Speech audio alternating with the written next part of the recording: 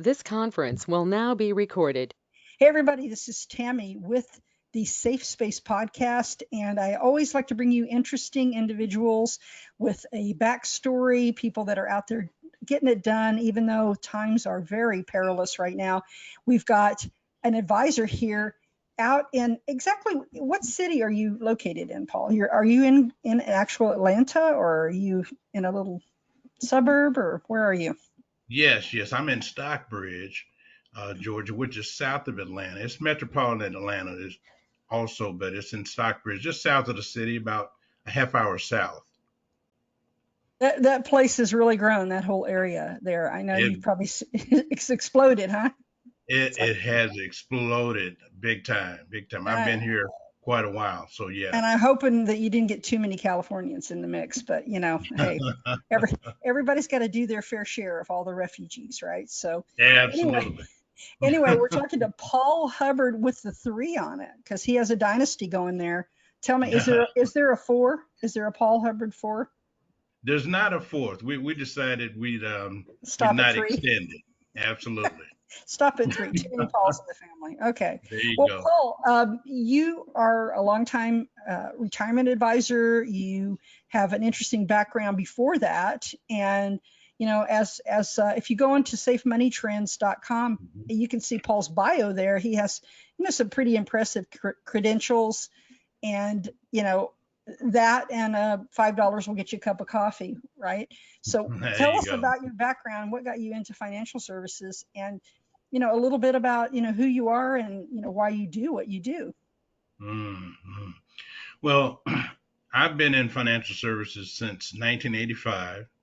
I was working at IBM, um, and I was a buyer at IBM. And what happened was I started getting intrigued by the business of money education back then. Just just a couple things, how compound interest worked, and why I didn't learn that in high school or in middle school. Why I didn't learn it. Why it wasn't taught.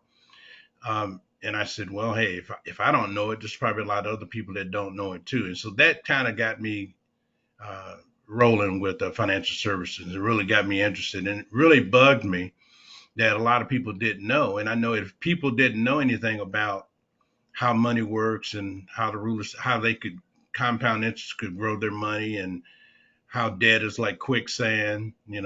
People, you wiggle in debt, you keep sinking. And I decided to start doing it part time while I was with IBM. My wife and I both were with IBM, and I started doing it part time. And next thing I know, I was doing pretty well, and I decided to leave IBM. I left Friday the 13th, December 1991. That's when I left IBM officially, and started doing this full time, and haven't looked back since. So it's Wow. been a great blessing. Well, that was kind of scary though, leaving all those benefits and all those the perks of working for a multinational employer like that. So you had to have some confidence that you had hit on something, which is the real lack of financial education in this country, and the fact that Right. people are getting conflicting information about their money and how to grow That's it and right. how to protect it. So they don't really know what to do a lot of times. So what is, who is your ideal person? Who are the persons that you work with the most in terms of the demographic? Describe Mm. your clients. Are they all over the map? I'm thinking they might be, huh? Different. Well, my clients basically are pre-retirees or retirees, normally around age 50, maybe 45, but usually 50 to about 75. That's about the range of my clients. And we're talking about safe money, safe money, and how to not outlive their nest egg. Are you kind of shocked at how many people over the age of, like, say 55 or 60 have their money all exposed to high levels of risk and they don't have any kind of balance in their portfolios? Does that, because a lot of advisors I talk with, they said they've run into people that had 60 or 70% of their money out in the stock market and they were like 3 years away from retirement. Absolutely, absolutely. It's baffling, but really, really, it's the lack of education out there, and people just don't know. And when you don't know, you just don't know. But once you know, now, someone said that when you learn better, you have to do better. And so my goal is to really try to talk to as many people as possible and try to educate them about the risks that are out there with their money being exposed in the market. Just last week, Tuesday of last week, I think that was the 13th, um, September 13th, we had about a $1,300 drop in the Dow Jones, only because the inflation rate was mentioned. I think it was 8.3% was announced that day, and the market fell like a ton of bricks. Well, when you're balanced, and I talked to a guy yesterday, he had a balance of at the beginning of the year $394,000, and now he has 300,000. That's how much it dropped since January. And you just don't even think about that a lot of times when you, Absolutely. and also people also don't think about how long it takes you to even get back to where you were before. You have to really chase, and I think this is a vicious cycle. People have to chase after riskier investments to get themselves back to where they were before. Do you find that a little bit of desperation goes on there once people Yes, figure out? yes. It's kind of like going to the casinos, and you win, and so you keep playing, and then you lose, and so you keep playing, trying to regain what you lost. It's really a scary proposition. So, Most people don't realize that if you get 20% on your money, if you lose 20% on your money, if you gain 20%, that doesn't get you back even. You have to get 25% just to get back even. So yeah, you're absolutely right.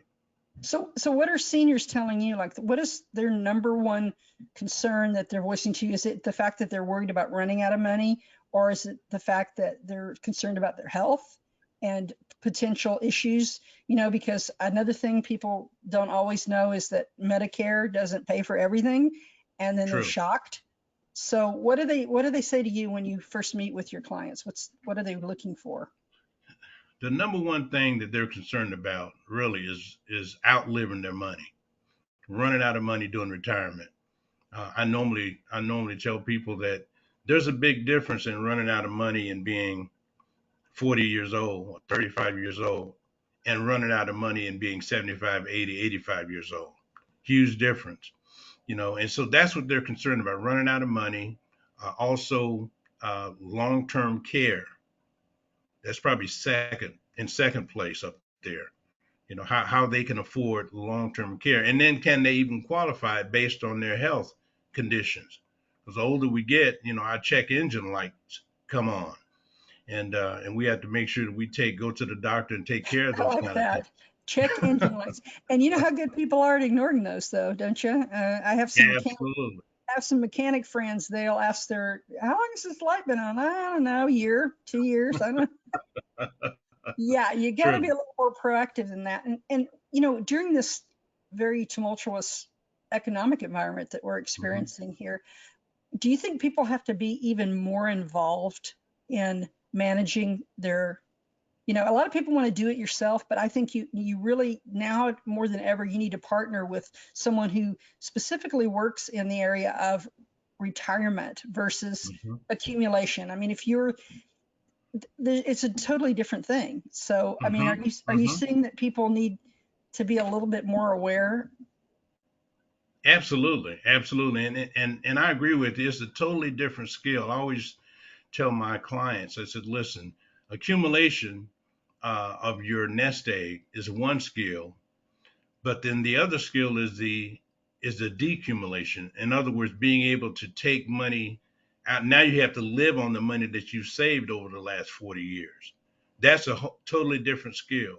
And you got to be with someone who understands that and is an expert in income planning, and to Right. make So sure it's that you don't run out of money during because that there's time. gaps. There's gaps. Obviously, Social Security is not going to be in any way, shape, or form enough to, especially with inflation the way it You're is, right. to keep up with it. Even if they gave you, I think, a 6 or 7% increase, which they'll never do, but even if you got Right. that, it's not Hmm. going to even approach being able to mitigate, inflation. So you've got to That's be, true. you've got to create some more income streams to supplement that. I think that's what people need to know. It's not about, it's not about, being against a product or for a product. I mean, after all, Social Right. Security is an annuity itself. People go, That's oh, correct. yeah, I forgot that. Okay. That's right. So what tools can people use to fill those gaps in so that they don't run out of money? Well, there are like you mentioned, Social Security is an annuity, and they can use some income annuities, fixed index perhaps annuities, so that they can make sure that they secure their lifetime income. I always tell people this: how much guaranteed lifetime income do you have? And normally people will say Social Security, and then they're stopped. They're silent after that because pensions are like a dinosaur. Hardly any companies have pensions anymore. That Yeah, used to unless you be. work for the government, you don't get a pension. Absolutely, Yeah. absolutely. Back in the day when I was with IBM, they had pensions when we started, but shortly thereafter, and I started in 1980. She started in 82.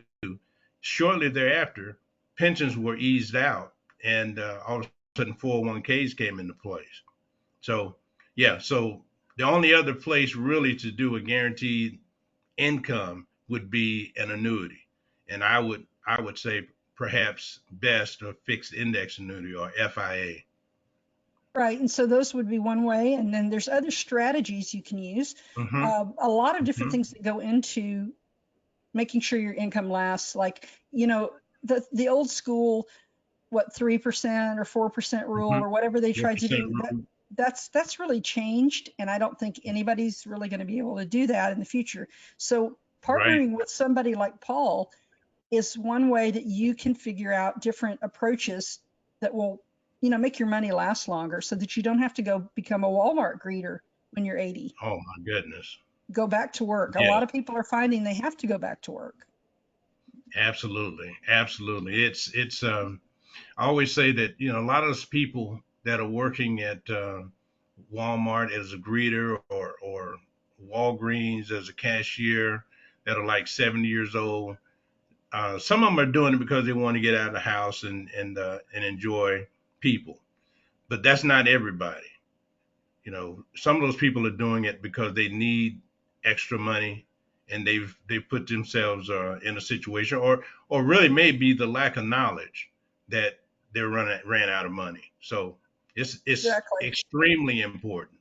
It's a lot different when you want to go back to work just because you want to see friendly faces versus when you have to get yourself out of bed every morning at 6 o'clock to go to a job you don't like because, you Right. know, and that's what That's a lot right. of people, I've heard that over 70% of people in America may be in that situation That's because true. they haven't been That's true. taught how money really works. They haven't been taught how to maximize. I know I got Right. virtually no financial literacy education growing up. I mean, I had to Sure. learn basically the hard way, which is not the most Sure. efficient way to learn. And Yeah. again, And I will say this real quick, Tammy. We're living longer these days too. That's another variable to throw in there in the mix. mixed blessing, isn't it? It's a mixed blessing. So I remember when Willard Scott on the Today Show used to do the birthdays for 100-year-old people, the centenarians, and it was only maybe one or two per day. And after a while, it got up to 10, 11 people per day that were 100 years old that were celebrating. So that brings a whole new bunch of problems or issues for people that are living longer, namely running out of money. And then that's important the, to mention here, like the sandwich generation people, because the people Mm, that are, I live an area of the country where there's a lot of retirees, and I have run into people who were in their 70s taking care of their 95-year-old parents. Okay. So on the one hand, they're happy they've got mom around to grow old with, and they're having all hmm. kinds of interesting, because your relationship with your parents changes a lot as you get to that point. and they're a That's true. fount of wisdom. So, but at the other hand, these people are getting, they're on borrowed time. They're sick Right. oftentimes. And so this woman also takes care of her grandkids because the Mm, parents, there's issues with the parents. So she's raising her grandkids, and she's helping her mother. And I think people in their 50s see that a lot. They've yes, got older parents, and they still have teenagers at home, and they're like, wow, squeezed in the middle. So it's really hard. I think the advice would probably be, you need to focus on your own retirement and not get swept up in, I mean, you want to do that's good true. things for your kids, but your kids are young. They have time That's to true. recover. You Yep, don't have time.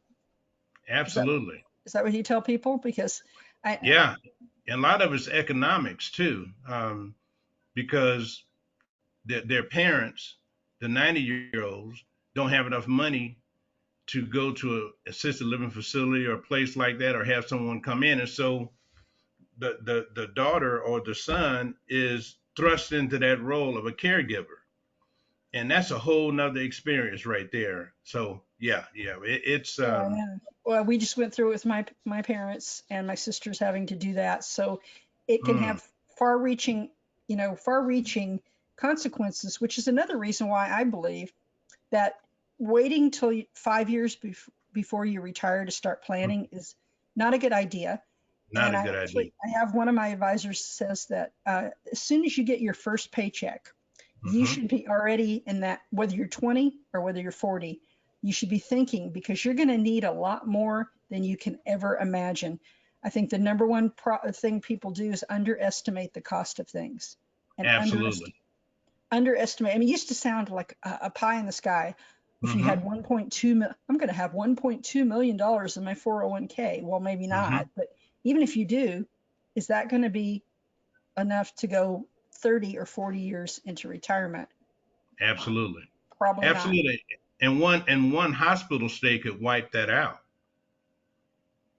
Yeah, or anything. You could get or sued. anything. True. That's absolutely true. So yeah, it's about planning, and it's about knowledge, and like we've been saying before, to have someone on board that you can speak with, that's a retirement planner, retirement or income expert, someone to help you through this, because it is it's tough. It's tough, but it's doable. And so that's the message that we try to get out to our clients and our people, to let them know, look, and a lot of people think you have to have, you know $1 million or more. In some of these places, they won't talk to you unless you have $500,000 of investable assets. But no. I mean, Well, there's a, find a retirement specialist, an income specialist. You won't have to usually have $1 million. absolutely. So how do people what states do you work in, first of all, Paul? And how do people get a hold of you? What's the easiest way to start a conversation with you? Well, I have a website. It's www.netfinancial.com. That's netfinancial.com, and they can start there. Or email me at paul@netfinancial.com. Um, and the other what was the other question again, as far What as areas state? do you focus on, or can you do virtual, advising, or what do you set up to Yes, do? yes, I can. I'm on Zoom all the time, meeting with clients and people who are interested in talking about their situation. I have clients in Michigan. I'm from Michigan originally, so I have clients in Michigan and Georgia, and about to open up in Ohio as well, because I have relatives up there as well. So Perfect. And really, if you have any questions in any state, I mean, you can reach out to Paul, because it's fairly easy to do yes, business now in most states. yes, it He can is. make It it is. happen. Yeah. If you decide that his methods are the way you want to go, don't hesitate to reach out to Paul at Net Financial. We're going to have all those things in the show notes, Paul. And I want to Oh, thank great. you for joining us today. I could talk to you for a long time because you've got all these interesting degrees like this organizational global management, and you're interested Yes. in foreign currencies and stuff. So we could talk about that at another time. But I wanted to bring you to the attention of the audience out there just to let you know that there are good guys out there working really hard to help you take control of your money and do a better job of managing it so that you don't end up eating kibble when you're a senior. You don't end up a lot of seniors just don't want to have to rely on their kids or their grandkids for help. That's true. So if you want to avoid that, the best way to do it is to partner with a planner like Paul, who can look at your portfolio, even if they can't help you.